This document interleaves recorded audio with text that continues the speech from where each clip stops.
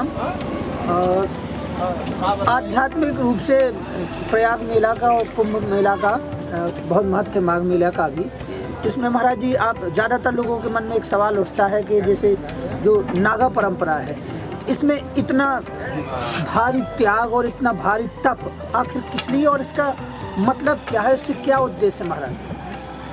इसका मतलब ये है कि एक तो पहला चीज़ है कि धर्म हमारी संस्कृति, जैसे आपने कहा कि संस्कृति को जीवित रखना चाहिए, तो अपने धर्म को जोड़ कर रखना और धर्म को जागृत करने के लिए जो है ये तब तपस्या की जाती है, जिससे समाज में ये पता चले कि धर्म कुछ है, शक्ति कुछ है, देवता कुछ है, जिसके कारण नागा सन्यासी जो है इतना कठिन तप हो रहा है, निवस्त रहते हैं ठंडी में भी, है ना। और ये तब तपस्या की जाती है समाज कल्याण के लिए, और हमको साधु भी बनाया जाता है समाज कल्याण के लिए। समाज कल्याण केवल धर्म को जागृत करना या शिक्षा ही देना नहीं होता, ज़रूरत पड़ने पर नागा सन्यासी जो है फौज का काम करते हैं। जब हमारी सरकार गवर्नमेंट फेल हो जाती है कार्य में किसी कारणवश या घुसपैठी या आपस में जो घूसखोरी के कारण घूसखोरी के कारण समाज अपना जब फोर्स बिक जाती है या काम नहीं कर पाती है, तभी नागा समाज निकलता है। और नागा समाज को जो है बचपन से 12 साल तक उनको तपस्या कराया जाता है, फिर शिष्य बनाया जाता है, फिर उनका 18 पिंडदान कर दिया जाता है, लास्ट में उनका भी पिंडदान कर दिया जाता है।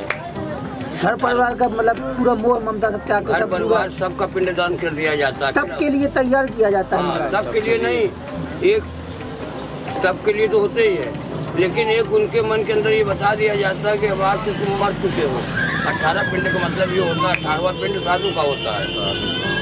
उनका सारा क्रियाक्रम करा करके जो है उनको ये बता दिया जाता है कि आज से आपका सारा क्रियाक्रम हो गया, मरने की बात की जाती है। अब आप कहीं भी मरो, कहीं भी जो समाज के लिए मरना, समाज के लिए जीना है। ज़रूरत पड़ने पर तलवार उठा लेंगे और ज़रूरत पड़ने पर माला उठा लेंगे, जैसा माहौल होगा।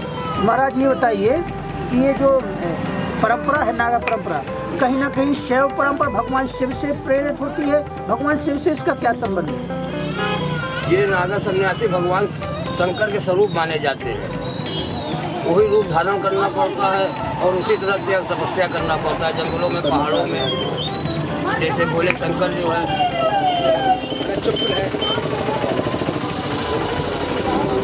जैसे भोले शंकर त्याग तपस्या करके जंगल में नहीं रहते हैं, पहाड़ों में रहते हैं, उसी तरह इनको भी जो लोग बनाया जाता है और इनको यही बताया जाता है कि आप शंकर भगवान के स्वरूप हो। आप जो है तो मोह माया से बीत हो, अलग हो, मोह माया से आपको कोई मतलब नहीं है। और साधु के पास यही होता है, उनके पास मोह माया नहीं होती, घर परिवार छोड़ कर निकल जाते हैं, फिर कई सालों तक घूमते रहते हैं, तो उनको समाज से प्रेम हो जाता है। वो समाज को अपना बालक बच्चे समझते हैं, उन्हीं की सेवा करते हैं, उन्हीं को सही दिशा देते हैं। परिवार 4 लोगों को पालता है, साधु पूरे समाज को पालता है।